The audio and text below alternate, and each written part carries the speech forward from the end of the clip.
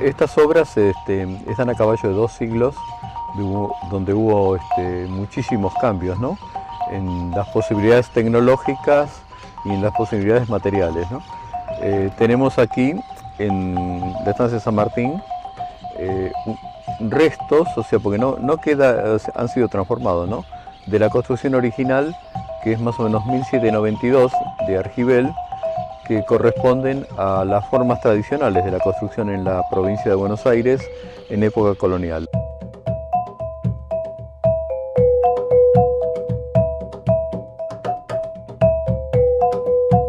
La estancia El Pino se puede reconocer hoy en día como un edificio quizá más coherente, estilísticamente hablando, que la Chacra de los Tapiales, porque se mantiene dentro de un lenguaje colonial y tardocolonial. En cambio, en la Chacra de los Tapiales se ve la aportación de distintas etapas. Por ejemplo, tiene la chacra toda una galería cerrada con arcos de inspiración gótica, ¿no es cierto?, neogótica, que indudablemente remiten a lo que fueron los estilos históricos o el historicismo, que fue de gran entusiasmo o tuvo gran entusiasmo durante el siglo XIX.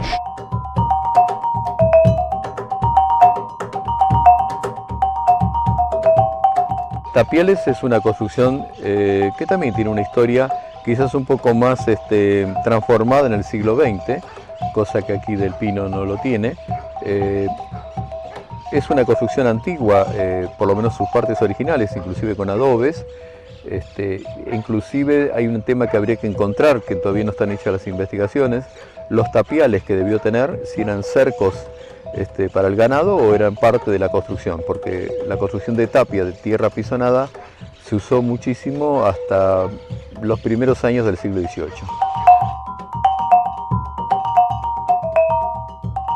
Al enviar la Argentina materias primas a Europa, de repente también hacerse receptora de una serie de tecnologías, indudablemente lenguajes, estilos arquitectónicos, que eran en su momento la última novedad. Las generaciones de esa época vieron la posibilidad de modernizar el país, de llevarlo a un nivel realmente de mayor trascendencia, meterlo en el mundo, ¿no?, cosa que luego se le ocurrió a la Argentina en otras oportunidades, y la incorporación, la recepción, la importación de esos lenguajes se hizo muy frecuente.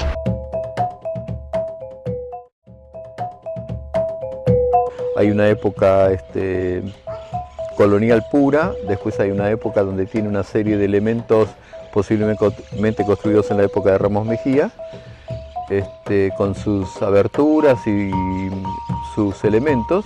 Después una transformación allá por 1860-70, que es similar a la que ocurre aquí en Del Pino, que es cuando el desarrollo de la economía basada en la exportación de lana fue muy fuerte, y eso se ve reflejado en las construcciones en las estancias.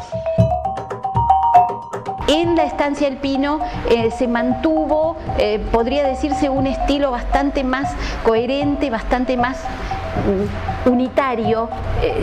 Era de Rosas, así que de unitario estamos hablando nada más que de unidad estilística, que lo que ocurrió con la Chacra de los Tapiales, donde la actividad constructiva de los diversos titulares, aunque miembros de la familia a cargo del edificio, determinó que se fueran incorporando ciertas mejoras, ciertas ampliaciones, hasta dejarla en el estado definitivo que conocemos.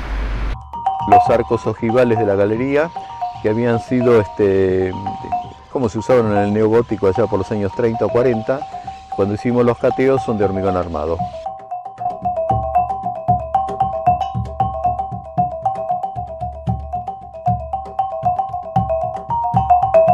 Por otro lado, dentro de esos arcos ojivales, en las columnas, hay columnas de hierro, posiblemente de los años 70, 80 del siglo XIX, ¿no?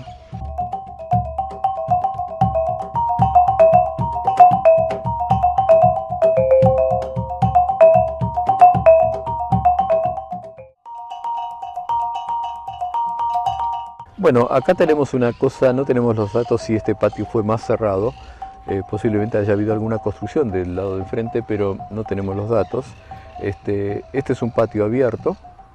En el caso de Tapiales hay un patio cerrado, pero se terminó de cerrar en el siglo XX. No es original eso, que es toda la parte de atrás.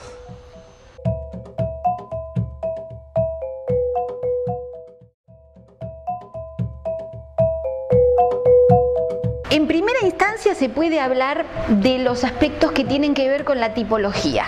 Eso es interesante porque en nuestro medio, en la pampa húmeda, en una primera instancia, casi no se podía escapar de un modelo que tuviera que ver con un edificio cerrado en sí mismo, casi siempre en forma de U. Esto se lee con absoluta claridad en la estancia El Pino y se puede de alguna manera reconocer, mirando con cuidado, en la chacra de los Tapiales, aunque hoy conserva un patio completamente cerrado. En realidad, el cerrar un patio significa ver como culminado el desarrollo posible del lugar, ¿no? Y eso se fue haciendo de a poco con los avatares que tuvieron los cambios por ahí del propietario o no, la continuación de las familias, eso tiene mucho que ver.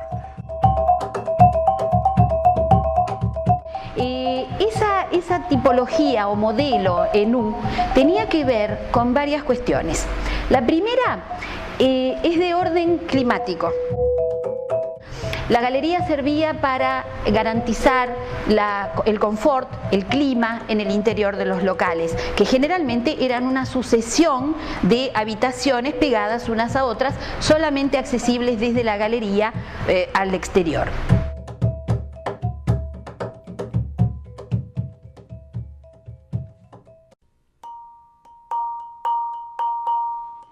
El patio es una forma tradicional de la arquitectura que se remonta a Roma, en Pompeya lo vamos a encontrar.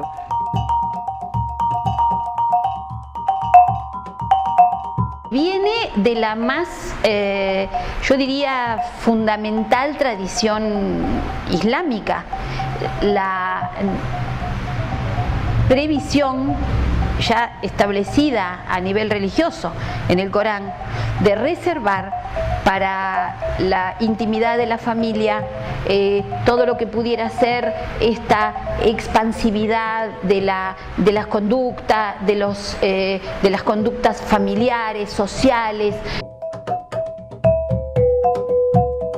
Corresponde a una estructura de familia intimista que hace las cosas hacia adentro. Prácticamente en los primeros siglos no hacía falta las ventanas hacia afuera, sino que las aberturas se daban hacia el adentro, a la familia.